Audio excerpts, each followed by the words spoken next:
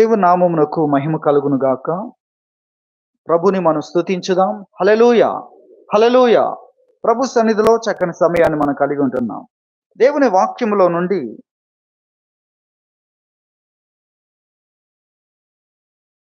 రోమీలకు వ్రాసిన పత్రిక 11వ అధ్యాయము 33వ వచనాన్ని మనం చూస్తే,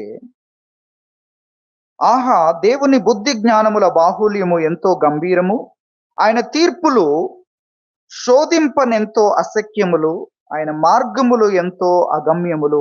దేవుని వాక్యములో మనం చూస్తున్నాం, దేవుని బుద్ధి జ్ఞానముల బాహుల్యం ఎంతో గంభీరం అనే విషయాన్ని తెలియజేస్తున్నాడు. అనగా దేవుడు ఎంత గొప్పవాడు అంటున్నాడు. దేవుడు ఎంత గొప్పవాడు అని దేవుని గురించి తెలియజేస్తున్నాడు. అలాగే ఆయన తీర్పులు శోధింప ఎంతో అశక్యములు అంటున్నాడు. ఆ మాటను గురించి మనం ధ్యానం చేద్దాం. దేవుని యొక్క తీర్పులు అనగా దేవుని యొక్క నిర్ణయాలు, ఆయన నిర్ణయించిన విషయాలు అవి శోధించడానికి లేక తెలుసుకోవడానికి శక్యమయ్యే పరిధిలో ఉన్నవే కాదు, శక్యము కానంతగా ఉన్నది అన్న విషయాన్ని ఇక్కడ చెప్తున్నాడు. మనము తెలుసుకునే పరిధి వరకే కాదు, మనము తెలుసుకున్నంత వరకే కాదు, తెలుసుకోలేనంత లోతైనది. అది మనం గుర్తించాలి. క్యాలిక్యులేటర్ అనేది మనకు ఉంటుంది, దాంట్లో కొంతవరకే, దానికి మించిందైతే ఇక నేను దాన్ని చెప్పలేనంత ఉంది అని చెప్తూ ఉంటుంది.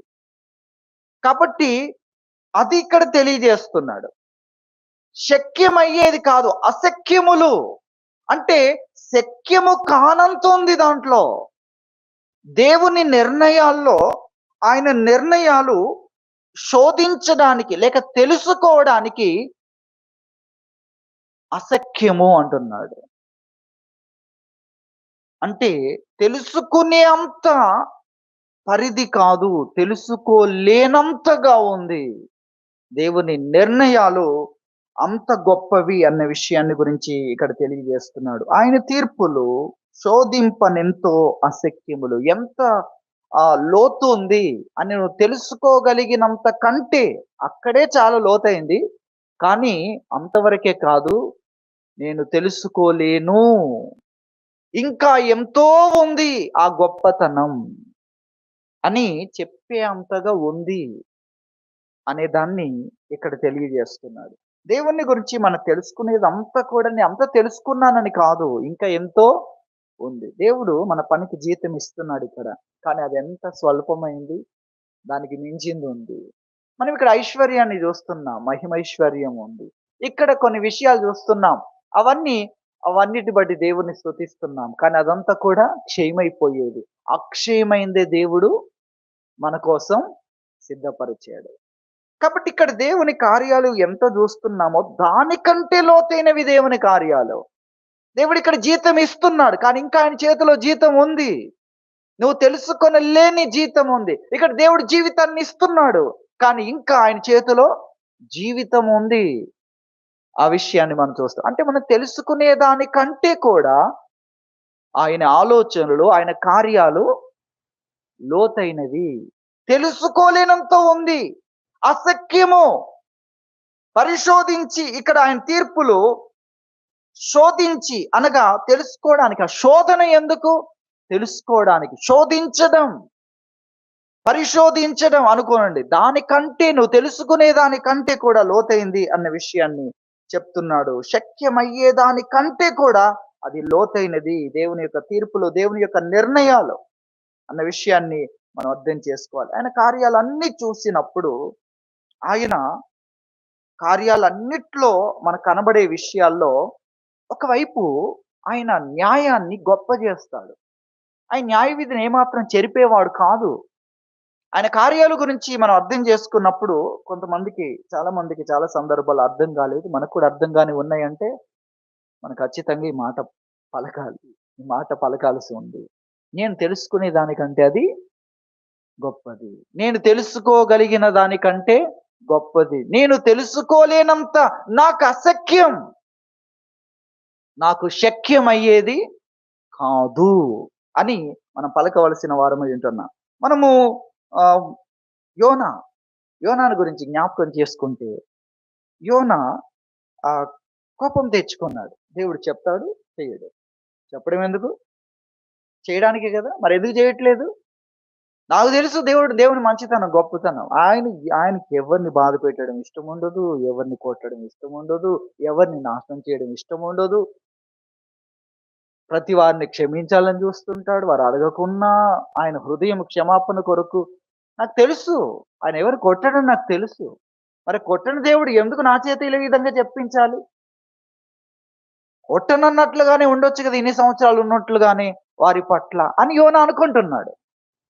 ఆయన కనికరమును గొప్ప చేసేవాడు మాత్రమే కాదు, ఆయన న్యాయ విధిని ఏమాత్రము చెరుపనివాడు. అది కూడా అర్థం చేసుకోవాలి. ఆయన కృపను ఘనపరుస్తున్నాడంటే న్యాయ విధిని ఏమాత్రం తక్కువ చేయనివాడు, చెరపనివాడు, దాని విలువను కూడా అంత ఉన్నతంగానే దాన్ని నిలబెట్టేవాడు. ఆయన న్యాయ విధులు మహా అగాధములు అంటాడు. ఆయన న్యాయ విధులు ఎంత గొప్పవి! ఆ న్యాయ విధుల్లో ఎలాంటి జీవితం ఉంది, ఎలాంటి ఆశీర్వాదాలున్నాయి. ఆ న్యాయ విధులు నిజంగా వాటిని బట్టి ఎంత స్తుతించాలి. ప్రపంచం మొత్తాన్ని న్యాయ విధులతో కనెక్ట్ చేశాడు దేవుడు. వాటిని వాటి అదుపులోనే ఇవన్నీ ఉండాలి. అవి దాటి వెళ్ళలేరు. ఆయన న్యాయ విధిలో ఉన్నప్పుడే క్షేమం అన్నదాన్ని చూస్తావు. దాన్ని ఎంత దాటితే అంత ప్రమాదం. ఎంత కనెక్ట్ చేశాడంటే ప్రపంచం మొత్తాన్ని, ప్రపంచ జీవితం మొత్తాన్ని న్యాయ విధులతో కనెక్ట్ చేశాడు. వీటిని నువ్వెంత మీరుతావో అంత నీకు ప్రమాదం. వీటి చేతిలోనే ఆశీర్వాదాలన్నీ, సౌకర్యాలన్నీ, నువ్వు అనుకుంటున్న అంతస్తులన్నీ, మహిమ వరకు కూడా ఇక్కడే ఉన్నాయి. ఆ న్యాయ విధులు మహా అగాధములు. ఆ న్యాయ విధిని ఏమాత్రము చెరపనివాడు. యోబు గ్రంథంలో ఆ మాట చెప్తున్నాడు చూడండి. యోబు గ్రంథము 37వ అధ్యాయము. 37వ అధ్యాయంలో 23వ వచనాన్ని చూస్తే, సర్వశక్తుడగు దేవుడు మహాత్మ్యము గలవాడు, ఆయన మనకు అగోచరుడు. అంటే ఆయన మనకు తెలిసిన దానికంటే గొప్పవాడు. అది దీని అర్థం. దీని అర్థం ఏంటి? నువ్వు తెలుసుకోలేనంత గొప్పవాడాయన. నువ్వు తెలుసుకున్నదే కాదు, నువ్వు ఇంకా తెలుసుకోవాల్సింది ఎంతో ఉంది. నీకు తెలిసిన దానికంటే ఆయన గొప్పవాడు. దీని అర్థం. అలాగే న్యాయమును, నీతిని ఆయన ఏమాత్రమును చెరుపడు. అందువలన నరులు ఆయన యందు భయభక్తులు కలిగి ఉందురు. న్యాయమును, నీతిని ఆయన ఏమాత్రం చెరుపడు. కరుణించేవాడు, క్షమించేవాడు. వారు ఎన్ని గాయాలు చేసినా క్షమించాలని చూసి ఆయన క్షమించుకోక ఎందుకు మధ్యలో నన్ను అని యోనా అనుకుంటున్నా. కానీ ఆయన న్యాయ విధిని చెరపడు.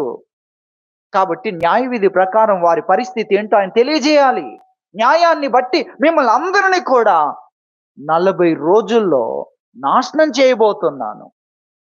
అప్పుడు వారి మనస్సాక్షి ఆయన న్యాయాన్ని అంగీకరించింది. అవును, ఆయన గొప్పవాడు. నువ్వైతే ఏం చేస్తావు?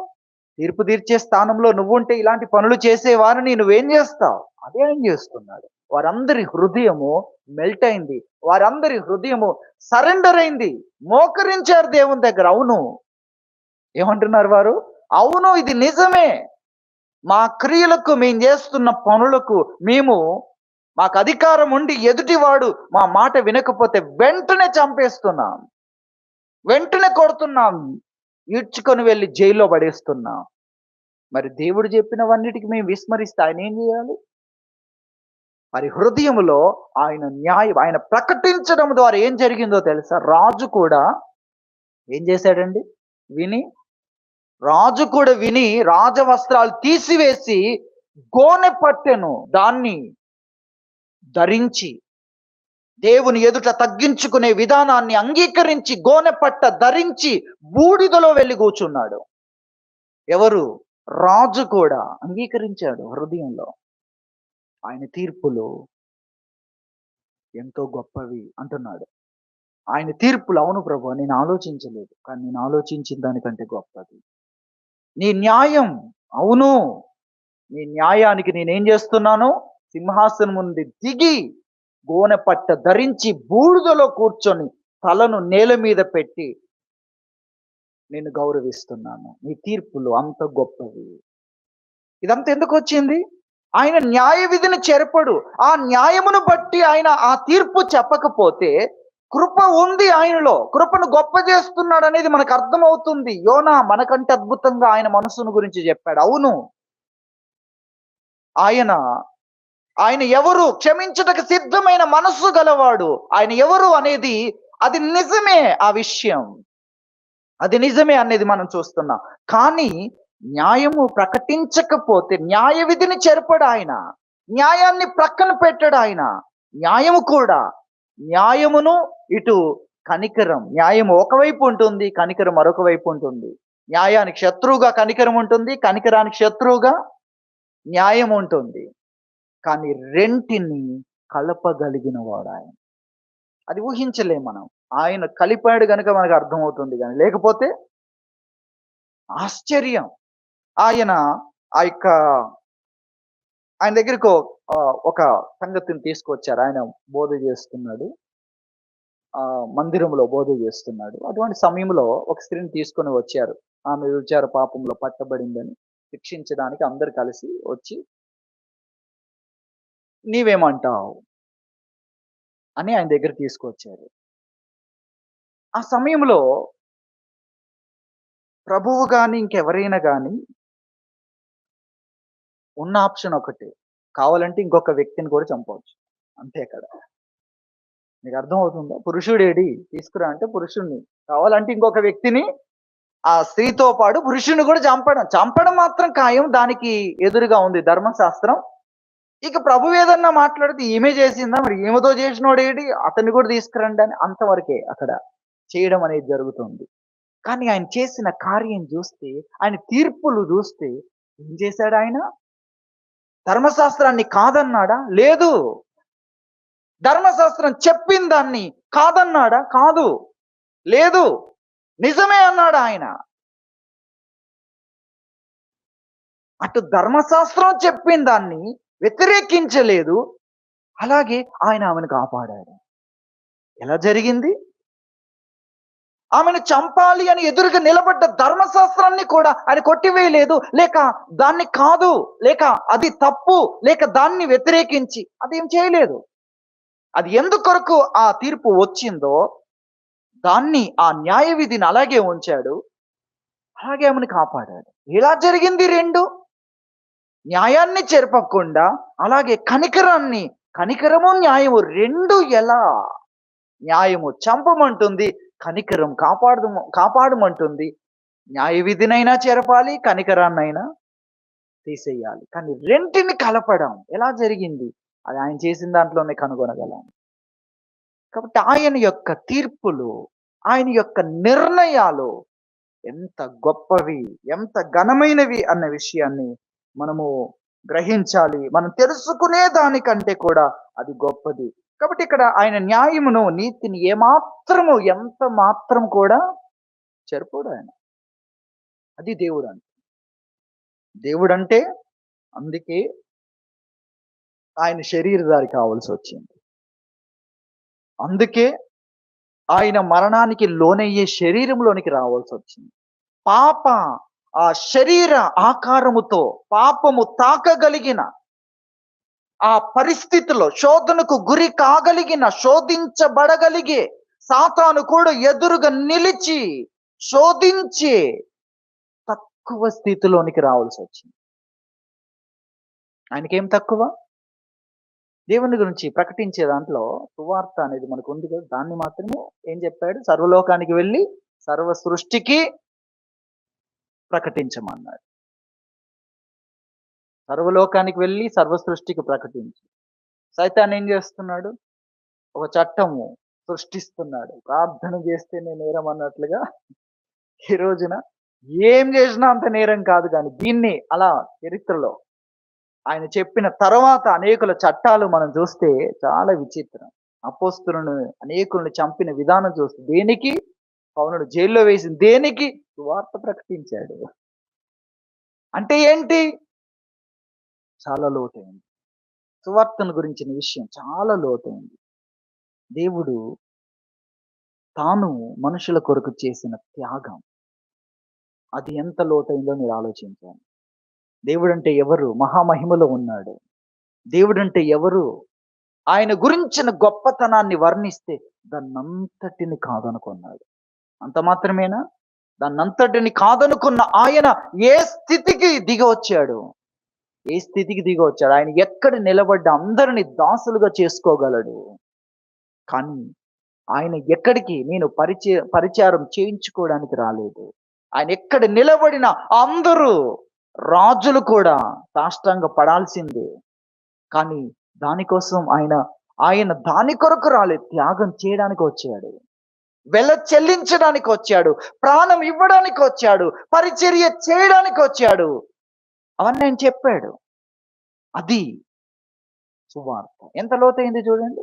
ప్రపంచం అంతటికి వెళ్లి చెప్పమన్న దాంట్లో ఇంతకు మించింది గాని, దీనితో సరిసమానమైంది కానీ ఎవరు ఎవరి కొరకు చెయ్యలేరు, వినలేము. దేవుణ్ణి గురించి కూడా మనం వినలేము. దేవుడు మన కొరకు, దేవుడు దీవించాలని, దేవుడు హెచ్చించాలని, దేవుడు తన హస్తాన్ని చాపాలని ఇవన్నీ మనం కోరుకుంటాం. అంతేగాని దేవుడే తన స్థానాన్ని విడిచిపెట్టి ఆయన అందరికంటే కడు దయనీయమైన, ఘోరమైన ఆ హీనమైన స్థితిలోనికి రావడం మనమేమైనా అడుగుతామా? ఊహిస్తామా? ఆలోచిస్తాం. అది సువార్త. అందులో ఆయన చేసేదంతా కూడా ఆలోచిస్తే కన్నీళ్ళని కారిపోవాల్సిందే. దేవుని యొక్క త్యాగం. ఆ త్యాగము అడుగడుగున ఆయన చేసిన ప్రతి త్యాగములో ఏం జరుగుతుందో తెలుసా? ఏం జరుగుతుందంటే మన దరిద్రత పోతుంది. ఆయనకున్న గొప్పతనం మనకొస్తుంది. ఇది లింక్ చేశాడు. ఏదో త్యాగం కాదు. ఏదో త్యాగం కాదు. అందుకే 2 కొరింథీ 8:9లో మనల్ని ధనవంతులుగా చేయాలని ఆయన దరిద్రుడయ్యాడు. ప్రతి దానికి ఇది ఉంది. ఇది ఉంది. ఆయన శరీరధారి ఎందుకయ్యాడు? నిన్ను ఆ మహిమాన్వితమైన లోకములో వారసునిగా నిలబెట్టడానికి. అది సువార్త. ప్రపంచానికి వెళ్లి తెలియజేసే దాంట్లో అది ఉంది. కాబట్టి దేవుణ్ణి గురించిన విషయం అందుకే ఆయన న్యాయ విధిని చెరపడు. న్యాయ విధిని ఏమాత్రము చెరపడు. మరి మన పరిస్థితి ఏంటి? మన సాక్షి ద్వారా దోషులం, ధర్మశాస్త్రం ద్వారా దోషులం, అపవాది చేతిలో చిక్కి వాడికి దాసులం. వాడిప్పుడు నేను అని ఉన్నాడు వాడు. ఇప్పుడు వాడి దగ్గర ప్రభు నిలబడాల్సి వస్తుంది. నిలబడి ఆయన తన గొప్పతనముతో ఏంటది? త్యాగం. వాడంటున్నాడు అంతెందుకు నీకు? ఒక్కసారి నాకు నమస్కారం చెయ్యి.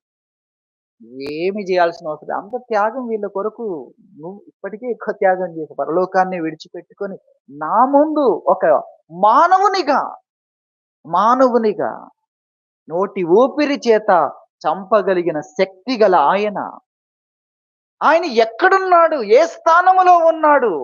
ఆయన ఎవరు? ఆయన ఎవరు? పరలోక మర్మం అది. కాబట్టి న్యాయ విధిని ఏమాత్రం చెరపని వాడు గనుకనే ఆయన ఈ లోకంలోనికి రావాల్సొచ్చింది. ఆయన ఆయన ఇక్కడ కనిపించేదంతా కూడా మన కోసం. మనల్ని భరించడానికి, మన యొక్క శాపాన్ని మోయడానికి, తద్వారా కలిగే ఆయన అనంతమైన ఆ మహిమైశ్వర్యాన్ని, అక్షయతను మనకు ఇవ్వడానికి.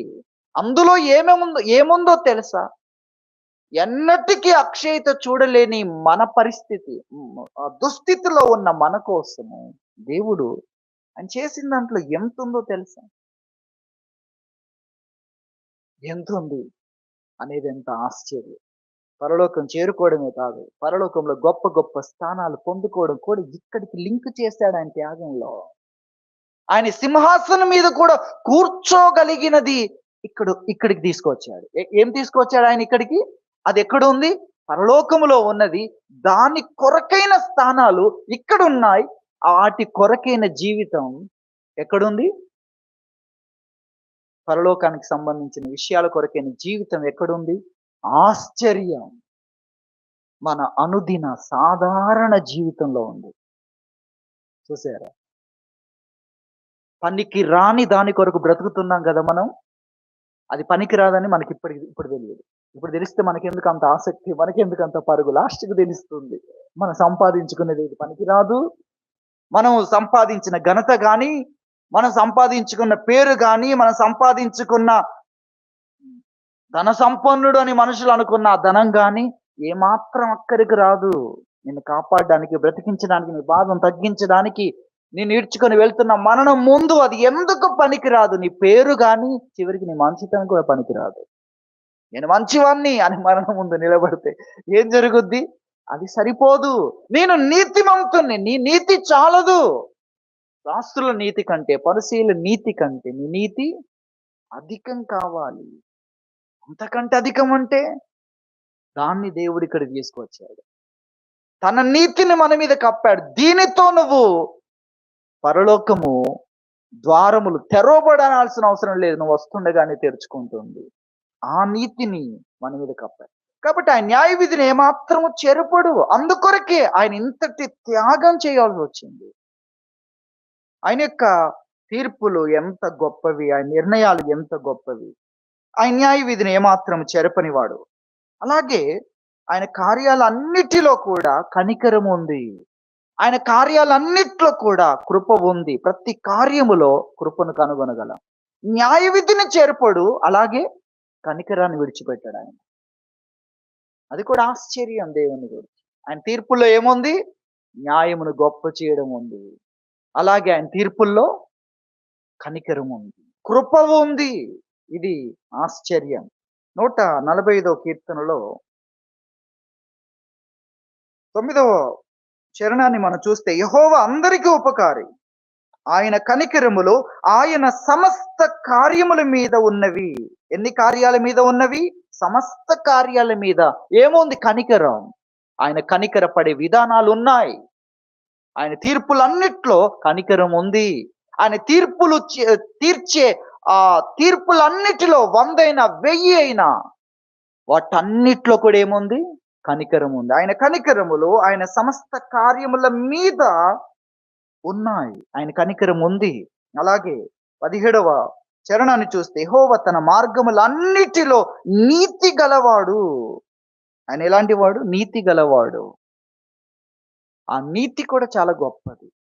అసలు మనకు ఎప్పుడైనా సమయం దొరికితే నేర్చుకోవాలి. నీ నీతిని బట్టి మమ్మల్ని కరుణించండి అంటారు. నీ నీతిని బట్టి, నీ మంచితనాన్ని బట్టి, నీతిలో ఎంత ఉంది అనేది ఇక్కడ మనం చూస్తున్నాం. అలాగే తన క్రియలన్నిటిలో కృప చూపువాడు.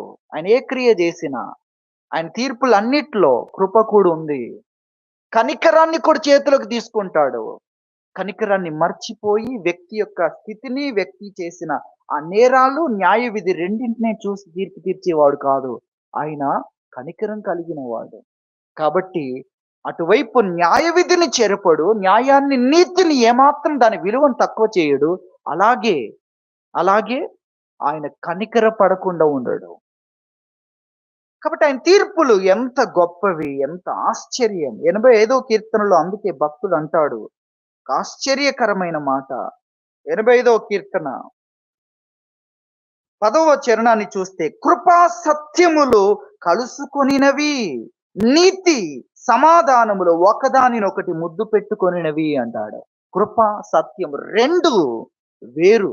కృప కాపాడు అంటుంది, సత్యము ఇతడు చేసింది ఇది, దీనికి ఖచ్చితంగా శిక్ష పడాల్సిందే. రెంటిని కలిపాడు, రక్షించాడు, శిక్షించాడు.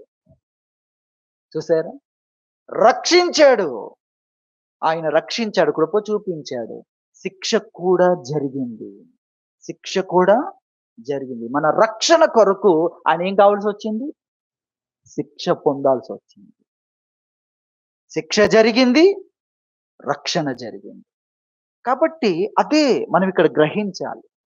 కాబట్టి ఇక్కడ మనం చూస్తున్నాం, కృపా సత్యములు కలుసుకొనినవి అన్న మాటను ఇక్కడ తెలియజేస్తున్నాడు ప్రభు. ఆయన తీర్పుల్లో ఇవన్నీ ఒకవైపు న్యాయం ఉంది, మరొక వైపు కనికరం ఉంది అన్న విషయాన్ని గురించి మనం చూస్తున్నాం. సొదొమ గొమొర్రాను గురించి మీరు జ్ఞాపకం చేసుకోండి. వారంతా కూడా దుష్టులు, దుర్మార్గులతో చేరిన వారు. దుర్మార్గులను అడ్డగించిన వారు కాదు, శిక్షించిన వారు కాదు. అందరూ దుర్మార్గతలో నడుస్తున్నారు. పరదేశి పట్ల ముఖ్యంగా పరదేశి పట్ల వారికి న్యాయమే లేదు. వారు వీరికి దోపుడు సొమ్ముతో సమానం. మీరది అర్థం చేసుకోవాలి. లోతు కుమార్తెలు మనకొక జీవితాన్ని ఇవ్వడానికి సర్వలోకంలో ఎవడు లేడు అన్న ఒక కొటేషన్ వాడతారు. దాని అర్థం మీకు సొదొమలో పెరిగితే తెలుస్తది. అంతే. దాని అర్థం ఏంటి? వాళ్ళు మాట్లాడిన మాట అర్థం ఏంటి? ప్రపంచంలో ఏ మానవుడు లేడా? వీళ్ళు తప్ప నోహు కుటుంబంలాగా ఇంకెవరు లేరా? అనంటే వాళ్ళు వాడిన మాటకు అర్థం ఏంటంటే పరదేశి పట్ల ఎలా ఉంటారు. అలాగే వీరికి ఇంకా 4 ఊర్లున్నాయి గదా! వాళ్ళందరూ అలా లేకపోవచ్చు. కానీ వాళ్ళందరూ వీరి సపోర్టర్స్ అన్నమాట. సొదొమ రాజుతో, గొమొర్రా రాజుతో మరి 3 రాజులుండి ఒక పెద్ద కూటమిది. ఇంకెవరు చిన్న రాజ్యాలు ధైర్యం చేసే పరిస్థితి కాదు ఆ ప్రాంతంలో. అలాగే వీరు బాగా అన్ని విషయాల్లో ఉన్నవాళ్ళు. అటువంటి వ్యక్తులు. కాబట్టి వీరి జోలికి ఎవరు రారు సాధారణంగా. అటువంటి పరిస్థితుల్లో ఇక్కడ పెరిగారు. ఇక్కడ పెరిగిన పరిస్థితి. కాబట్టి పరదేశి పట్ల ఎలాంటిదంటే పురుషుడిని కూడా వదలరు. ఇక మీరు అర్థం చేసుకోవాలి. అటువంటి బ్రతుకుతున్నప్పుడు వీళ్ళెక్కడికి వెళ్ళినా ఏమవుతారు? లోతు కుమార్తెలు ఎక్కడికి వెళ్ళినా ఏమవుతారు? పరదేశులవుతారు. వీరికి ఒక కుటుంబ జీవితాన్ని, ఒక జీవితాన్ని ఇవ్వడం కాదు. ఎందుకంటే వీరు పుట్టి పెరిగినప్పటి నుండి వీరు చూసిందేంటి? పరదేశులను ఏం చేస్తారో కనబడుతుంది. వీరెక్కడికెళ్ళినా ఇప్పుడు ఏమవుతారు? పరదేశులవుతారు. అది వారి యొక్క సమస్య.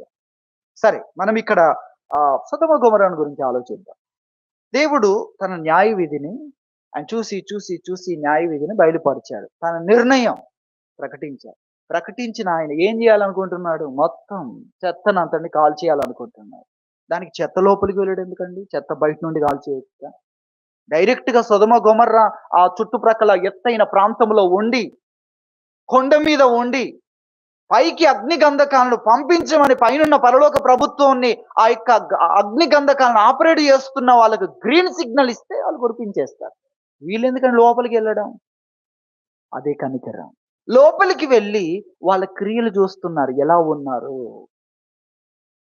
అలాగే 19వ అధ్యాయం ఆదికాండం 12వ వచనం చూస్తే 12వ వచనంలో లోతు అంటున్నారు, ఇక్కడ నీకు కలిగిన వారందరినీ తీసుకో. వాళ్ళందరూ ఎవరు? సొదొమ గొమొర్రా వాళ్ళే. వాళ్ళందరూ నీతిమంతులు, పిరికి వాళ్ళు. లోతుతో దూతలు అంటున్నారు, ఇక్కడ నీకు కలిగిన వారందరినీ వెంటబెట్టుకొని బయటికి రా. ఏమంటున్నారండి? అక్కడ కేవలము ఇక్కడ ఎవరెవరు నీకు ఉన్నారు అనే మాట మాత్రమే చెప్పడం కాదు, నీకు కలిగిన వారందరూ అన్న మాటను మీరు అక్కడ చదువుతారు 19వ అధ్యాయం 12వ వచనంలో. కాబట్టి ఇది కూడా చాలా గొప్ప విషయం. ఎవరైతే మంచితో ఉంటున్నారో, మంచిని గుర్తిస్తున్నారో వాళ్ళు కాపాడబడతారు. దేవుని కనికరం, దేవుని యొక్క తీర్పులు శోధింపనెంతో అశక్యములు అనగా నువ్వు తెలుసుకునే దానికంటే గొప్పది దేవుని తీర్పులు. ఆయన తీర్పు తీర్చిన దాంట్లో మంచికి సపోర్ట్‌గా ఎవరైనా నిలబడ్డాడా అతన్ని కూడా తీసుకురా. ఎక్కడికి? రక్షణలోనికి, సురక్షితమైన జీవితంలోనికి, కాపుదలలోనికి, నాశనం కాకుండా అతన్ని కూడా కాపాడరా. ఎందుకు? అతడు చేసిందేంటి? మంచితో ఉన్నాడు గదా! మంచిని అభిమానిస్తున్నాడు గదా! మంచిని సపోర్ట్ చేస్తున్నాడు గదా! దుష్టుని ఎదిరించకున్నా మంచివాన్నైతే దెబ్బ కొట్టేటప్పుడేమో 10 మంది కలిసి ఒకడిని కొడుతుంటే అమ్మో! మనం అడిగితే మనల్ని కూడా వాళ్ళందరూ కలిసి కొడతారేమో అని ఉన్నాడు. కానీ 10 మంది వెళ్ళిన తర్వాత ఆ గాయపడ్డవాడి దగ్గరికొచ్చి 2 ఆదరణ మాటలు చెప్పాడనుకోండి, అతడు మంచిని ఏం చేస్తున్నాడు? కాపాడుతున్నాడు. మంచి వైపు నిలబడి గాయపడిన వాడిని ఏం చేస్తున్నాడు? సపోర్ట్‌గా నిలబడుతున్నాడు. బాధపడకు, మనకు కూడా ఒక సమయం ఉంటుంది దేవుడు అని. కాబట్టి ఆ మంచి వైపు, లోతు వైపు ఉన్నారంటే అర్థం ఏంటి? లోతులో ఉన్న నీతిని, లోతులో ఉన్న యథార్థతను, అతడు తన పిల్లల్ని పెంచే విధానం కానీ, అందరితో కలవకుండా ప్రత్యేకంగా ఉండడం కానీ, ఎవ్వరు అతనితో లేకపోయినా ఒంటరిగా. ఎందుకీ ఒంటరితనం? ఒక ప్రతిష్టత అతనికి ఉంది గనక. అలాగే వారి కుమార్తెలు వివాహం కొరకు మాట్లాడినా వారు కూడా పురుషులతో ఇంటి నుండి బయటికి వెళ్ళిన వ్యక్తులుగా లేరు. అలా పెంచాడు అంతే. అలాంటి వారైతేనే, లేదా లేకపోయినా పర్వాలేదు. ఎలాంటి నీతిమంతుడుగా ఉన్నా, అలాంటి నీతిమంతుణ్ణి గుర్తించిన వ్యక్తి కూడా రక్షణ పొందాలి. వారికి కూడా అవకాశం ఇవ్వు. కాబట్టి అతడు వెళ్ళాడు. తన కుమార్తెలను పెండ్లాడినై ఉన్న వారి దగ్గరికి వెళ్ళాడు. ఇదిగో ఈ ప్రాంతం ఇలా కాబోతుంది రండి. అంటే వారు రాలేదు. అలాగే ఇంకెవరెవరికి చెప్పాడు. వారికి అవకాశం దొరికింది. ఏంటి అవకాశం? వాళ్ళెవరు? వాళ్ళు శిక్షించబడవలసిన వారే. కానీ ఏంటి అవకాశం? ఈ అవకాశం ఏంటి? ఆయన తీర్పుల్లో న్యాయ విధిని ఆయన జరిగించుటలో ఆయన కనికరాన్ని చూపిస్తున్నాడు. కృపను చూపిస్తున్నాడు. ఆయన తీర్పుల గురించి మనం ఆలోచించినప్పుడు మనం నేర్చుకోవాల్సిన విషయాలు ఇక్కడ కనబడుతున్నాయి. మంచికి సపోర్ట్‌గా నిలబడాలని, నీతిగా మనం నిలబడాలి. ఆ నీతిమంతుడైన వ్యక్తిగా లోతు ఉన్నాడు. దేవుడు సాక్ష్యం ఇచ్చాడు. ఎలాంటి ప్రజల మధ్యలో నీతిమంతుడు ఉన్నాడో తెలుసా? ఆశ్చర్యం. బురద అంటుంది ఒకటి ఉందంటే అర్థం కాదు. అలాంటి వాడు లోతు. ఎలాంటి వాడండి? అలాంటి వాడు. కాబట్టి ఆశ్చర్యం. లోతు కుమార్తెలు కూడా సొదొమ గొమొర్రాలో వివాహం ఆడడానికి చేసుకునే వ్యక్తులు అక్కడ ఉన్నా కూడా, వివాహ సమయం వరకు వారు పవిత్రులుగా అక్కడ ఉన్నారు ఆ దుర్మార్గుల మధ్యలో అంటే, వాళ్ళెలాంటి వాళ్ళండి? అది అది కూడా ఆశ్చర్యం. సరే ఏది ఏమైనా మనం ఇక్కడ గ్రహించాలి.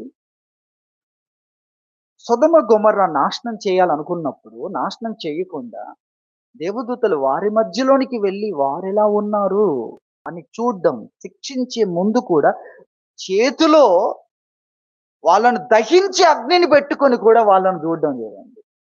ఇంతవరకు ఈ నిర్ణయం చేయడానికి ఎన్ని రోజులు పట్టింది? ఆ నిర్ణయాలు ఆహ్, ఆ ముద్ర వేయడానికి ఎన్ని రోజులు చూసాడు? ఇవంతా జరిగిన ప్రస్తుతం కూడా చూడాలి.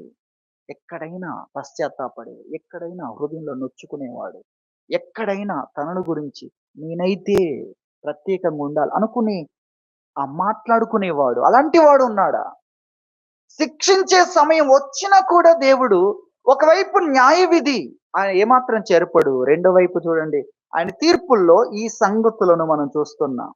కాబట్టి ఎంత ఆశ్చర్యం! అలాగే లోతుతో చెప్తున్నాను. నీకు కలిగిన వారందరిని కూడా తీసుకొని బయటికి రా. వాళ్ళందరికీ ఇప్పుడేం దొరికింది? అవకాశం దొరికింది. మంచితో ఉండడం ద్వారా. కాబట్టి ఆయన తీర్పుల గురించి ఆలోచించేటప్పుడు మొదటి అంశము నీతిమంతుడిగా ఉండాలి. మనం నీతి కోసం ప్రాణాలను కూడా లెక్క చేయకూడదు అనే విషయాన్ని మనం తీసుకుంటే లోతు వలె తీసుకుంటే, రెండో విషయం అతనితో ఆ నీతిని సపోర్ట్ చేసే వ్యక్తులకు కూడా అవకాశం దొరుకుతుంది. దేవుని తీర్పుల గురించి ఆలోచించేటప్పుడు దేవుడు నీతి పక్షాన ఎవరున్నారు? మంచి వైపు ఎవరున్నారు? వాళ్ళను కూడా ఏం చేస్తాడు? తీసుకురా. వాళ్ళను కూడా. ఎక్కడికి? నేనిచ్చే సురక్షితమైన జీవితంలోనికి. వాళ్ళని కూడా తీసుకురా. నాశనం నుండి వాళ్ళను కూడా కాపాడుదాం. ఎందుకు? వారు మంచి పక్షాన ఉన్నారు. ఒక వ్యక్తిని కరుణించిన వ్యక్తిని, జైల్లో ఉంటే వెళ్లి చూసిన వ్యక్తిని, హాస్పిటల్‌లో ఉంటే వెళ్లి చూసిన వ్యక్తిని, పరామర్శించిన వ్యక్తిని. ఈరోజు పరామర్శించడానికి మనం ఏం ఆలోచిస్తున్నాం? ఏం వెళ్తాం? వెళ్ళిన వాళ్ళకే డిస్టర్బెన్స్. నువ్వు హాస్పిటల్‌లో పడి ఉండు. అప్పుడు నీకు అర్థమవుతది. ఒక్కరన్నా రావట్లేదు. దేవా భూమి మీద లేరా అసలు? భక్తులనేవాడు ఒక్కడు కూడా లేడా? అనుకుంటాం మనం. కానీ ఇక్కడున్నప్పుడు ఇలా ఆలోచిస్తాం. అక్కడుంటే అలా ఆలోచిస్తాం.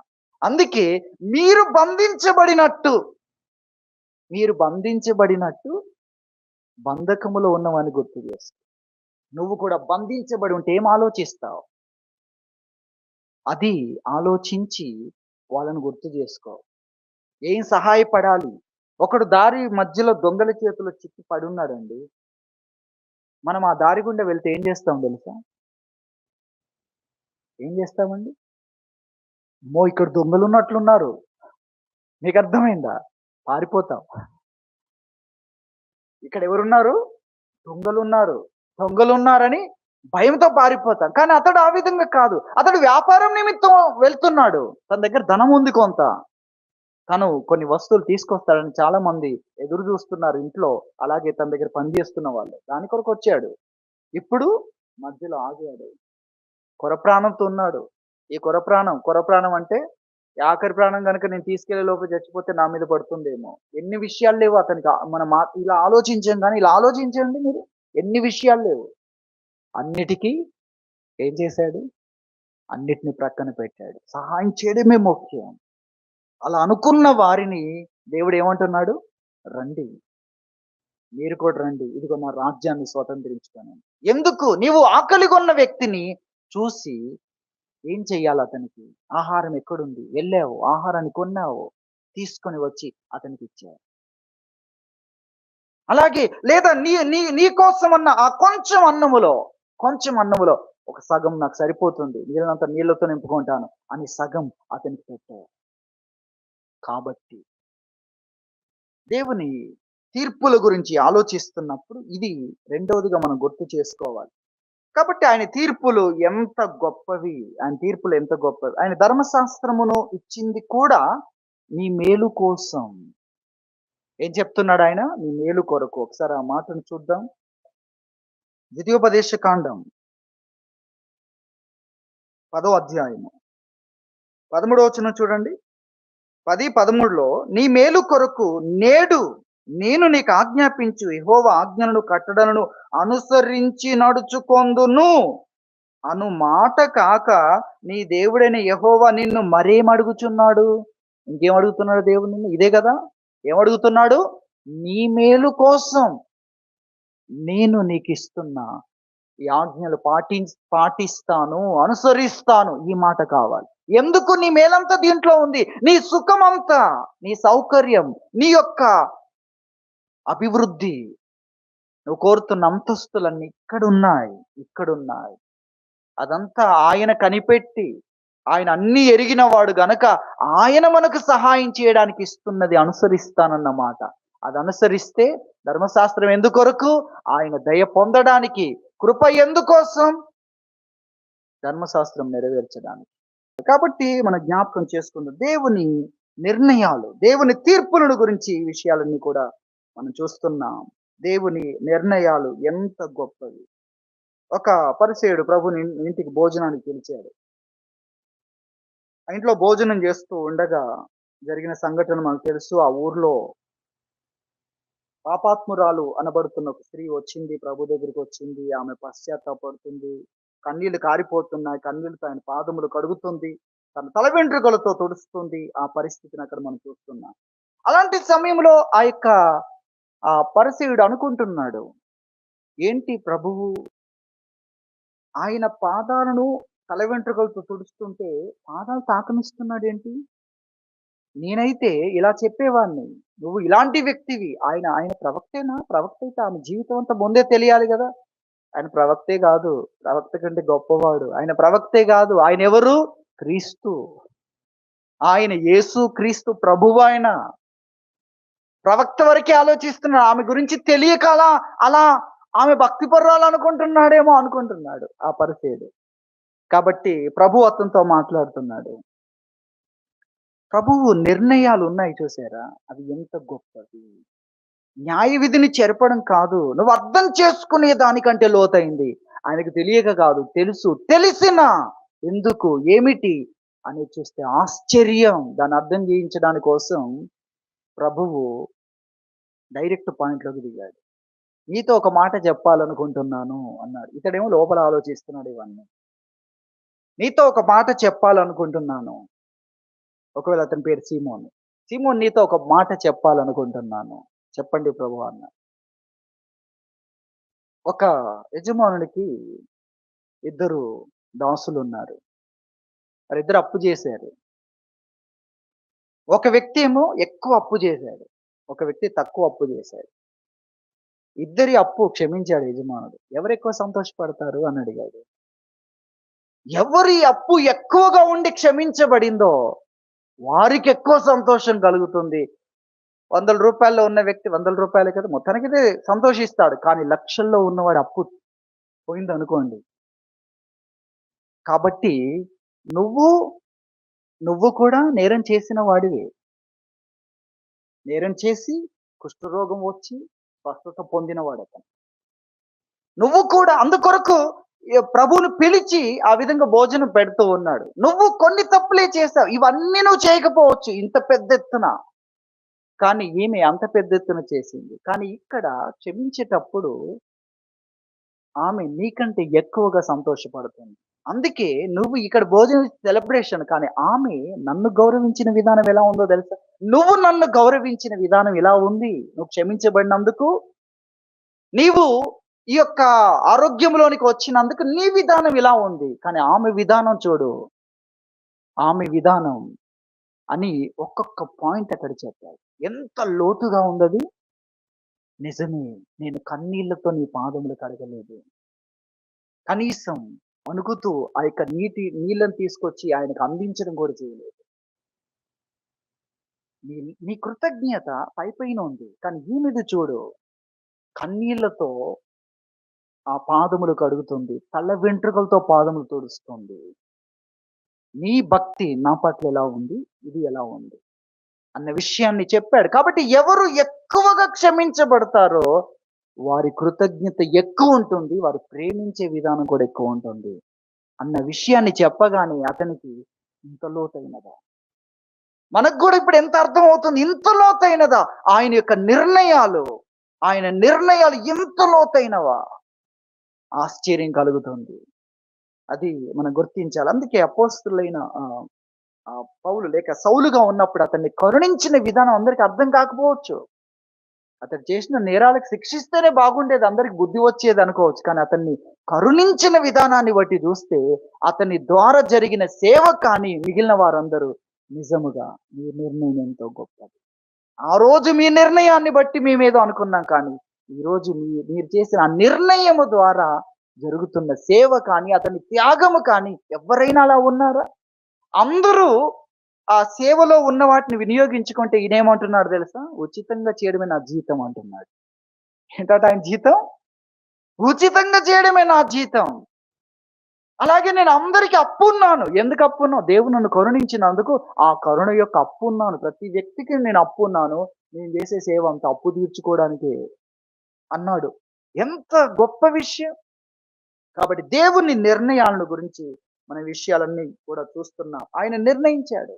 ఆయన సింహాసనాసీనుడు. ఆయన తీర్పులు నువ్వు తెలుసుకునే దానికంటే గొప్పవి. నేను ప్రార్థన చేస్తున్నాను, ఎదురు చూస్తున్నాను అని మనలో భక్తిపరులైన వారందరూ అనుకుంటూ దేవుడు మనకేం చేస్తున్నాడు అని అనుకుంటూ ఉంటాం. మనం చాలాసార్లు పెద్ద కుమారులాగా ఉన్నాం. తప్పిపోయిన కుమారుడు సందర్భంలో ఎలా ఉన్నాం? పెద్ద కుమారులాగా. ఒక గొర్రె పిల్లి ఇవ్వలేదు అంటే అర్థం ఏంటో తెలుసా? ఇక్కడ నుండి మెసేజ్ స్టార్ట్ అవుతుంది నాకు. ఇంకొకటి లోతైందన్నమాట. ఇంకొక సెక్షన్ నేను ముగించడానికి ఎగిరపడుతున్నాను. మీకు అర్థం కావాలి. మీ మనసులో ఈ బోధ స్టార్ట్ కావాలంటే మనము తప్పిపోయినోడికి దేవుడు చూపించే చిల్లర కొరకు టెంప్ట్ అవుతున్నాం. మీరే ధ్యానించుకోవడానికి ఈ మాటలు మీకు గుర్తు చేస్తున్నాం. మనం ఏం చేస్తున్నాం తెలుసా? ఆసాపు ఏం చేస్తున్నాడో తెలుసా? భక్తిహీనులకు దేవుడిచ్చే చిల్లరను చూసి డిస్టర్బెన్స్ గురయ్యాడు. సమాధానాన్ని కోల్పోయాడు. ఏం మాట్లాడలేదు, ఏం చేయలేదు, ఏం అనలేదు. కానీ కొంత తన ఉజ్జీవాన్ని నిలిపివేసుకున్నాడు. దేవుని పట్ల తనకున్న ఎక్స్‌పెక్టేషన్స్, దేవుడు అంటే నాకు ధనము కంటే గొప్ప. మనం చాలాసార్లు బాగా ఆనందించడానికి కొరకు ఏం జరగాలనుకుంటాం, అవన్నిటికంటే ఆయన గొప్ప అనే ఆ ఉజ్జీవం ఉంది కదా, అందు నుండి తగ్గిపోయాడు. మనం కూడా తగ్గిపోతున్నాం కదా. మనకు ఆ ఉజ్జీవం రావాలంటే ఏం జరగాలో, ప్రతిరోజు మనకేం జరిగినా ఏం జరగకున్నా మనకు ఏముందో తెలుసా? ఎవరున్నారో తెలుసా? ఆయన ఎంత గొప్పో తెలుసా? అంటే ఎంతుందో తెలుసా? ఇది ప్రార్థన యొక్క సహవాసం యొక్క గొప్పతనం. ప్రభువా ఇది ఇచ్చావులే గాని, ఇది ఇచ్చావులే గాని, ఇది ఇవ్వలేదు, ఇది ఇవ్వలేదు, ఇది ఇవ్వలేదు, ఇది ఇవ్వలేదు, ఇది కూడా ఇవ్వలేదు అని రాసుకుంటాం కదా మనం. ఇవన్నీ మనల్ని ఏం చేస్తున్నాయి? నీరసించేలాగా చేస్తున్నాయి. కానీ వీటన్నిటికంటే, ఇవన్నీ ఇచ్చిన దానికంటే ఆయన ఎంత గొప్ప తెలుసా? ఆయన నీకున్నాడు. ఉంటే ఏం జరుగుద్ది? అది నువ్వు చూడాలి. ఉంటే ఏం జరుగుద్ది? ఇవన్నీ నీకు జరగనంత జరుగుద్ది. ఇవన్నీ నిన్నటితో సమానం. అవన్నీ నీ దగ్గర నుండి పోయినాక నువ్వేమాత్రం డెవలప్ కావు. మనం చాలా సార్లు కోరుకున్నవన్నీ వస్తే ఏమో 2 కొమ్ములు పెరుగుతాయి అనుకుంటాం. ఏం పెరుగుతాయి? కొమ్ములు. కొమ్ములేమి రావు వాటి ద్వారా. కొమ్ములొచ్చేవి ఆయనే చేయగలడు. మీకు అర్థమవుతుందా? మనం అనుకుంటాం, మనం రాసుకునేవి గాని, ఉజ్జీవం కానీ కొన్ని ఉన్నాయి గదా! వాటి ద్వారా నీ కొమ్ములొస్తాయి అనుకుంటావు. రావు నీ కొమ్ములు. కొమ్ములొచ్చేవన్నీ దేవుని దగ్గరే ఉన్నాయి. ఆయన ఆయన నిన్ను నడిపించే మార్గంలోనే నీకు కొమ్ములొస్తాయి. అంటే అధికారం వస్తుంది. దానర్థం. నీకు అధికారం, గొప్పతనం వస్తుంది. ఆయన నిన్ను నడిపించే మార్గంలోనే నీకు గొప్పతనం వస్తుంది. ఆ మార్గంలో ఈ రోజు కూడా నువ్వున్నావు. కాబట్టి నువ్వు ఆనందించాలి. ఇది మర్చిపోతుంటాం మనం. ఆయన నిర్ణయాలు, ఇవి ఆయన నిర్ణయాలు. నువ్వు అనుకునే దానికంటే గొప్పదది. ఉంది. దాచబడి ఉంది. అది మనకు అర్థం కావాలి. ఇక్కడ నుండి అనేకమైన విషయాలు. అయితే ఆయన నిర్ణయాల్లో ఆయన అన్నిటిని నిర్ణయం చేశాడు. మనమే నిర్ణయించలేదో అనుకుంటున్నాం. ప్రసంగి గ్రంథంలో ఆ మాట ఉంది చూడండి. ప్రసంగి గ్రంథం 3వ అధ్యాయము 11వ వచనం. ప్రసంగి 3:11 దేని కాలమునందు అది చక్కగా ఉండునట్లు ఆయన నియమించి ఉన్నాడు. అర్థమైంది ఈ వాక్యం? దేని కాలమందు అది చక్కగా ఉండాలి అని ఆయన నిర్ణయం చేశాడు. ఏం నిర్ణయించాడు? కాలాన్ని నిర్ణయించాడు. ఆ కాలము ఏం కాలము? అన్నిటికీ కుదురుకునే కాలాన్ని దేవుడు నిర్ణయించేశాడు. ఆ కాలం వచ్చేసరికి అది నిర్ణయం అవుతుంది. కాలం చేయట్లేదు. కాలాన్ని నడిపిస్తున్నవాడు చేస్తున్నాడు. ఇది మనం గుర్తించాలి. ఆయన నిర్ణయం చేశాడు. అన్నిటికీ కాలాలను నిర్ణయం చేశాడు. మనము ఇదే సరైన టైం అనుకుంటాం. ఏది సరైన టైమో మనకేం తెలుసు? మనకు వర్తమానమే తెలుసు. మనకేం తెలుసు? వర్తమానమే తెలుసు. భవిష్యత్తులో ఎన్ని కాలాలున్నాయి తెలుసా? ఎన్ని వేదికలున్నాయి తెలుసా? ఎన్ని మంచి సమయాలున్నాయి తెలుసా? ఇదే కరెక్ట్ టైం. ఇదే కరెక్ట్. ఇదే కరెక్ట్. నీకు టైం, సమయాలు ఎన్నున్నాయో తెలియదు. ఇదే కరెక్ట్ అని ఎలా చెప్తావు? ఇది కరెక్ట్ అయితే ఆయన ఎందుకు చేయడు? ఆయన కనుగొంది నువ్వేం కనుగొంటావు? కాబట్టి ఇంతకంటే కరెక్ట్ ఏదో ఉంది. ఇంతకంటే కరెక్ట్ ఏదో ఉంది. ఆ టైంకు సమకూడవలసింది ఇంకేదో సమకూడతాయి. ఇక్కడ ఏవో సైడ్ ఎఫెక్ట్స్ ఉన్నాయి. అవి నీకు ఇంకా కనబడట్లేదు. ఆయన నిర్ణయాల గురించి ఆలోచిస్తున్నప్పుడు ఇవన్నీ కూడా మనం తెలుసుకోవాలి. కాబట్టి ఆయన తీర్పులు, ఆయన నిర్ణయాల కోసం చూస్తున్నప్పుడు ఆయన యందు ఆనందించాలి. ఆయనకు నువ్వు చెప్పకూడదు. ఆయన యందు ఉత్సాహం తగ్గకూడదు, విశ్వాసం తగ్గకూడదు. ఎందుకంటే ఆయన తీర్పులు శోధించుటకు ఎంతో అశక్యములో, శక్యం కాదు, నీ వలన కానంత లోతైనది, గొప్పది అన్న విషయాన్ని మనం గుర్తించాలి. కాబట్టి ఇక్కడ వాక్యములో మనం చూస్తున్నాం, దేని కాలమునందు అది చక్కగా ఉండునట్లు ఆయన నియమించాడు. ఎన్నింటిని అంటే సమస్తమును ఆయన నియమించాడు. అన్నిటికీ కుదురుబాటు కాలాలను ఆయన ఏర్పాటు చేశాడు. అవి వచ్చేస్తాయి నీ దగ్గరికి. ప్రభువా ఏర్పాటు చేయండి, ఏర్పాటు చేయండి. ఏర్పాటు చేసేసాడు. స్తుతించు నువ్వు. స్తుతించాలి మనం వాటిని గురించి. ఇంకా ఏర్పాటు చెయ్యి, ఇంకా నువ్వు చేయలేదు ఆయన చేసేసాడు. అది చేసి నీ దగ్గరికి వస్తది. అది చేసే దారిలోనే ఉంది. అది ప్రయాణములో ఉంది. ఎప్పుడు చేరుకోవాలో ఆ ఆ వేగాన్ని దేవుడే నియంత్రిస్తున్నాడు. అర్థమవుతుందా? ఈ లోపల నేనుండనేమో ప్రభు, నువ్వు వస్తావు, నన్ను కనుగొనవు, తర్వాత నాకు ఇచ్చేవన్నీ చూసి అయ్యో అని బాధపడతావేమో అన్నట్లుగా మనం మనం ప్రార్థన చేస్తూ ఉంటాం. నువ్వు సమాధిలోకి వెళ్ళినా నేను లేపుకుంటానులే అని ఆయన చెప్పగలడు. దేవుడు ఏవి చేస్తాడు, ఎలా చేస్తాడనేది మనము ఆలోచించే దానికంటే అశక్యం అన్నా కూడా, ఎంతో గంభీరం అన్నా కూడా, అగోచరం అన్నా కూడా, నీకు తెలిసిన దానికంటే, తెలుసుకోగలిగిన దానికంటే ఇంకా ఉంది అని దాని అర్థం. ఇప్పుడు అర్థమైందా? అర్థం కావని కాదు, అర్థమయ్యే దానికంటే ఎక్కువైంది. ఎందుకంటే ఆ దేవుణ్ణి గూర్చిన విషయాలు ఇంకా ఉంది, ఇంకా లోతైనది. మనకు దేవుడి జీవితాన్ని ఇక్కడ ఇవ్వట్లేదు. ఎందుకంటే ఇక్కడ ఇచ్చేదంతా అయిపోతుంది, ముగిసిపోతుంది. సూర్యుని క్రింద నూతనమైంది లేదు. నీతి సూర్యుని క్రింద దేవుడు ఒక సామ్రాజ్యాన్ని ఏర్పాటు చేస్తున్న, అక్కడ నీ జీవితం ఉండాలి, నీ ఉనికి ఉండాలి. ఇక్కడే గవర్నమెంట్ ఆలోచించి నీకు పెన్షన్ ఇవ్వడానికి ఏం చేస్తుందండి? మీకు ఇచ్చే జీతంలో కొంత కట్ చేస్తుంది. ఎందుకు? వాళ్ళు ఉంచుకోవడానికా? కాదు. నువ్వు ఏమి ఇచ్చినా, మధ్యలో బోనస్ అని ఇచ్చినా, మధ్యలో ఏమేమి ఇచ్చినా అన్నిటినీ కూడా మాయం చేస్తున్నావు. రేపటి బలహీనతలో, రేపటి వృద్ధాప్యములో, రేపటి అవసాన దశలో లేక రేపటి ఒంటరితనములో నీకు ఆలోచన లేదు అని వారు ఆలోచిస్తున్నారు. ఆలోచించి రేపటి కోసం ఈరోజు దాచిపెడుతున్నారు. దేవుడు దాచిపెట్టేవన్నీ చూసి, ప్రభువా నేను అనుకున్నట్టు నువ్వు లేవు. నేను అనుకున్నంతగా నువ్వు కార్యాలు చేయట్లేదు.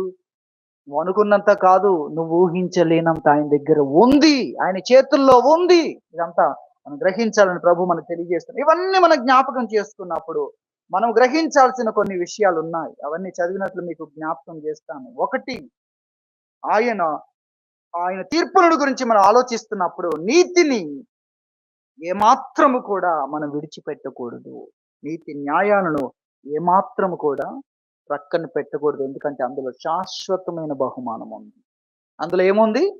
శాశ్వతమైనది. అది సామాన్యమైనది కాదు. ఆ దేవుడే గుర్తిస్తున్నాడు. నీతి న్యాయాల కంటే ఏది గొప్పది కాదు. దాని ముందు ప్రాణం కూడా గొప్పది కాదు. ఎందుకంటే ఈ ప్రాణము ఉట్టిగనే పోయేది. మీ మీ జీవం ఏపాటిది అంటే అది ఎలాగైనా పోతుంది. ఆరోగ్యం ఉన్నా పోతుంది, ఆరోగ్యం లేకున్నా పోతుంది. ఎలాగైనా అది పోయేదే గాని ఉండేది మాత్రం కాదు. అలాంటిది గాలి వంటిది. అది సర్వ శరీరులు ఏమన్నాడు? గడ్డిని పోలిన వారై ఉన్నారు. ఖచ్చితంగా అది కోయబడుతుంది, వాడబడుతుంది, ఎండిపోతుంది. అలాంటిది ఇది. కానీ దేవుడు సిద్ధపరిచేది గొప్పది. అదంతా కూడా నీతి న్యాయాల్లో పెట్టాడు. ఆ నీతి న్యాయాల గురించే వాక్యం చెప్తుంది. ఆ నీతి న్యాయాల గురించి చెప్పాలంటే అదొక పెద్ద సబ్జెక్ట్. అందులో నీతిలో ఉన్నవాడికి అంత లాభం. తప్పు చేసేయడం వాడికి అంత నష్టం. ప్రమోషన్‌లే రెండిట్లో. మీకు అర్థమైందా? ఒక దొంగతనం చేసాడనుకోండి, వాడికి నష్టం. ఏంటి నష్టం? వాడు రెండంతలు ఇవ్వాలి. ఆ దొంగతనం చేసింది అనుభవించాడనుకోండి, వాడు నాలుగంతలు ఇవ్వాలి. చూసారా? ప్రమోషన్. ఆ పోగొట్టుకున్న వాడికి పోయినందుకు వాడికి ప్రమోషన్ రెండొస్తాయి. ఆ పోయింది దొరకని పరిస్థితి వచ్చిందనుకోండి 4. చూడండి ఇద్దరికీ ఆయన న్యాయ విధులు ఎలాంటివో మీరు అర్థం చేసుకోవాలి. ఆయన తీర్పులు లేక ఆయన నిర్ణయాలు అవన్నీ కూడా ఆ నీతిలో నిలబడే వానికి ప్రమోషన్ మీద ప్రమోషన్. నీతిని చెరపాలి అనుకునే వాడికి నష్టం మీద నష్టం. ఎంత దూరం వెళ్తావో పశ్చాత్తాపడకుండా అంతవరకు నష్టాలే నష్టాలు. ఇవన్నీ కూడా మనం గమనించగలం. కాబట్టి నీతిని, న్యాయాన్ని ఏమాత్రం కూడా మన జీవితంలో విడిచిపెట్టకూడదు అనేది మనం తెలుసుకోవాలి. రెండవదిగా మంచి పక్షాన్ని నిలబడు అనేది మనం నేర్చుకోవాలి. మూడవదిగా మనము చూసినట్లయితే యథార్థంగా ఉండాలి. ఆయన నిర్ణయాల గురించిన చాలా విషయాలు మనం తెలుసుకోవాల్సి ఉంది. ఆ నిర్ణయాల్లో ఒక నిర్ణయాన్ని గురించి మీకు గుర్తు చేస్తాను. మత్తయి సువార్త 20 అధ్యాయం మనకు తెలుసు కదా! అందులో పొద్దున ఒకరితో 6 గంటలకు ఒప్పందం చేసుకొని ద్రాక్ష తోటలోనికి పంపిస్తే, సాయంకాలం 5 గంటలకు వెళ్లి కొంతమందిని తీసుకున్నాడు. అంటే 9 గంటలకు, 12 గంటలకు, 3 గంటలకు, చివరికి 5 గంటలకు కూడా తన ద్రాక్ష తోటలోనికి పంపించాడు. చివరికి జీతం ఇవ్వాల్సిన సమయం వచ్చినప్పుడు ఆయన ఎవరికివ్వాలండి? ఫస్ట్, ఫస్ట్ వచ్చినోళ్ళకి ఇచ్చి పంపిస్తే ఏ గొడవ లేదు. కానీ ఆయన నిర్ణయాలు చూడండి. ఆ నిర్ణయాల్లో ఉన్న బోధ చూడండి. ఆ బోధలో మూడో పాయింట్ యదార్థంగా ఉంది. ఆ మిగిలిన వాళ్ళకు ఎందుకిచ్చాడు దేనారం? వీళ్ళకి ఇవ్వాల్సిన దేనారం ఎందుకిచ్చా అంటే యదార్థత. వారికేముందో తెలుసా? ప్రతిష్ఠించుకున్నారు పని కొరకు. పని దొంగలు కాదు వాళ్ళు. వాళ్ళు వాళ్ళలో ఏముంది? డెడికేషన్ ఉంది. పని కోసం వచ్చారు. పని పని సమయం అయిపోయేంత వరకు పని కొరకు తిరుగుతూనే ఉన్నారు వాళ్ళు. 6 గంటలు పని కొరకు వెళ్లారండి. 6 గంటల నుండి పని కొరకు ఎదురు చూస్తున్నారు. చుట్టూ తిరిగొచ్చారు. 12 గంటల వరకు పని దొరకలేదు. అక్కడ అందరిని అడిగిన ఎవరు పెట్టుకోలేదు పనికి. తిరిగి పని స్థలం దగ్గరికి 12 గంటలకు ఉన్నారు. అప్పుడు ఈ యజమానుడొచ్చాడు. మీరు రండి అని పిలిచాడు. ఆ విధముగా వారందరూ కూడా పని స్థలంలోనే పడి ఉన్నారండి. వారి గృహములో రెస్ట్ తీసుకోవచ్చు. గృహానికి వెళ్ళలేదు. పని స్థలంలోనే పడి ఉన్నారు. అందుకొరకు అందరికి దేనారం ఇచ్చారు. మిమ్ముల్ని గనుక నేను 6 గంటలకు చేర్చుకుంటే మీరు కూడా వీరితో సమానం. ఎందుకు మీలో ఏముంది? పడి ఉండే స్థితి ఉంది. పనిలో ఆనందం ఉందా? పని కొరకు ఎదురు చూడట్లో ఆనందం ఉందా? మీకు తెలియట్లేదా? నిరుద్యోగులకు ఆనందం ఉందా? ఉద్యోగస్తులకు ఆనందం ఉందా? నిరుద్యోగులు పడి ఒకవైపు శరీరం, రెండో వైపు మనస్సు, భయాలు అన్నీ ఆవరించి పేషెంట్లు అయిపోతున్నారు. పని చేసేవాడు హాయిగా ఒకవైపు డిగ్నిటీ, ఒకవైపు జీతమును గురించి ఆనందం ఎన్ని ఉన్నాయి. పనుందనగానే అన్ని దొరుకుతున్నాయి కదా! పనుందనగానే అన్ని దొరుకుతున్నాయి. గృహము దొరుకుతుంది, వివాహం అవుతుంది, అన్నీ దొరుకుతూ ఉన్నాయి. డిగ్నిటీ సమాజంలో ఇంకేం కావాలి? ఇంత మాత్రమే కాదు, డిగ్నిటీ కావాలి. అది దొరుకుతుంది, అన్నీ దొరుకుతున్నాయి. పని పని దొరకక పడి ఉన్న వారికి చూడండి ఎవరికి కష్టమండి? పని చేసేవాడు పని చేస్తున్నాడు. రైల్వే స్టేషన్‌లో పడి ఉన్నాం. రైలు ఇంకా రాలేదు. వచ్చినవాడు హాయిగా కూర్చొని నిద్రపోతున్నాడు. రానివాడు అక్కడ పడి ఉన్నాడు. ఎవరికి కష్టం? కాబట్టి వీళ్ళకి గనక నేను అదే రోజు పనిస్తే వారు ఉండేవారు. ఆయన నిర్ణయాల్లో యథార్థంగా ఉండాలి మనం. ఎలా ఉండాలి? యథార్థంగా ఉంటే ఆయన ఆహ్, నిర్ణయాలు మనకెంతో ఆనందాన్ని కలిగిస్తాయన్న విషయాన్ని కూడా మనము జ్ఞాపకం చేసుకోవాలి. ఆయన నిర్ణయాల గురించి ఆలోచిస్తున్నప్పుడు ఇవన్నీ మనం తెలుసుకోవాలి. అలాగే 10 తలాంతులున్న ఆ వ్యక్తి ఉంటే ఒకడికి ఒక్క తలాంతే ఉంది. ఆయన అంటున్నాడు, "ఒక్క తలాంతు ఉన్నవాడిలో నుండి ఆ తలాంతు తీసుకొని 10 ఉన్నోడికి ఇవ్వు" అన్నాడు. ఈ నిర్ణయాలన్నీ కూడా మనం వినాలి. ఇవన్నీ మనకు ఆహ్, వాటిలో నుండి డైరెక్ట్‌గా నేను పాయింట్ చెప్తున్నాను. ఇచ్చింది ఉపయోగించుకో. ఏం చేయాలి? పుస్తకాల మీద పుస్తకాలు కొంటూ ఉంటారు కొంతమంది. ఎన్ని చదివావంటే, ఇప్పుడు కూడా ఇంకోటి కొనాలనుంది. మీకు అర్థమైందా? సెల్ఫ్ నిండా పుస్తకాలుంది. ఎన్ని చదివావు దాంట్లో? మళ్ళీ ఇంకోటి కొనాలి. ఇచ్చింది ఉపయోగించుకో. దేవుడు నీకిచ్చిన ఇంకా ఇవ్వాలి. దేవా నువ్వింకా ఇవ్వాలి. నా ప్రమోషన్ అంతా అక్కడుంది. నీ ప్రమోషన్ అంతా అక్కడ కాదు. ఇచ్చిన వాటిలో ఉంది నీ ప్రమోషన్. అసలు ఇచ్చిన వాటిలో పరలోకంలోనే ప్రమోషన్ ఉంది. మీరది అర్థం చేసుకోవాలి. దావీదు తనకిచ్చిన వాటిలోనే అతడు ఎంత సాధించాడంటే ఆశ్చర్యం. దేవుడు భూమి మీద ఒకడిని కనుగొన్నానని చెప్పే అంతగా ఎత్తుకెదిగాడు.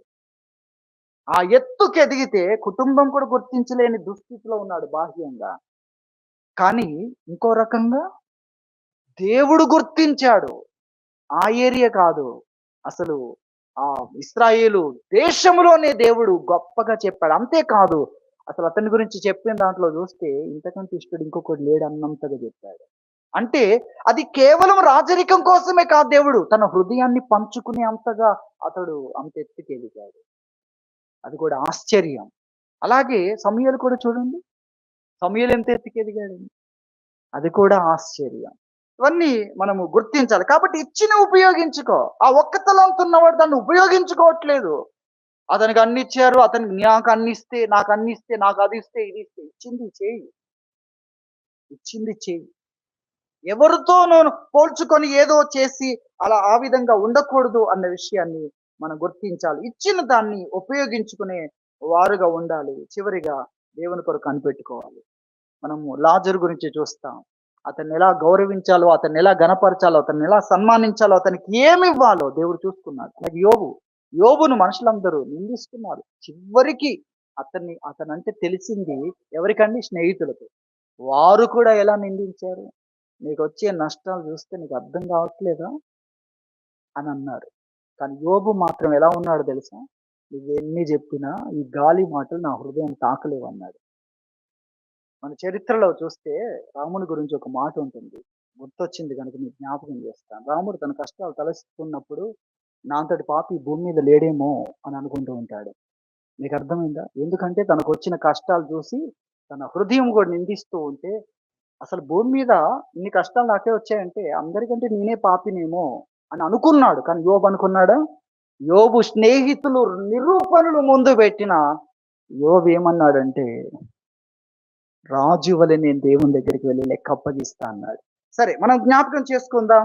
ఆయన ఆ యోబును అందరూ కూడా తృణీకరించిన యోబుని ఎలా ఘనపరచాలి, అందరూ అతని దగ్గరికి వచ్చి అతన్ని గొప్ప చేసేటట్లు ఎలా నిలబెట్టాలో దేవునికి తెలుసు. అతని భక్తిని బట్టి పరలోకంలో ఏమి ఇవ్వాలో కూడా దేవునికి తెలుసు. పరలోకానికి సంబంధించిన ప్యాకేజెస్ దేవుడు చెప్పినప్పుడు యోబుని గురించి కూడా మాట్లాడాడు. దేవునికి తెలుసు. కాబట్టి మనం ఏం చేయాలి? కనిపెట్టుకోవాలి. ఆశ్చర్యముతో కనిపెట్టుకోవాలి. నా పనిని గుర్తించేవాడు, నాకు సహాయం చేసేవాడు, నాకు జీతం ఇవ్వగలిగిన వాడు, నన్ను ఎక్కడ పెట్టాలో తెలిసిన వాడు నాకున్నాడు అని మనము గ్రహించినప్పుడు ఉత్సాహంతో ఆయన కోసం కనిపెట్టుకోవాలని ప్రభు తెలియజేస్తున్నాడు. దేవుడి వాక్యం దీవించును గాక. ప్రార్థన చేస్తున్నాను.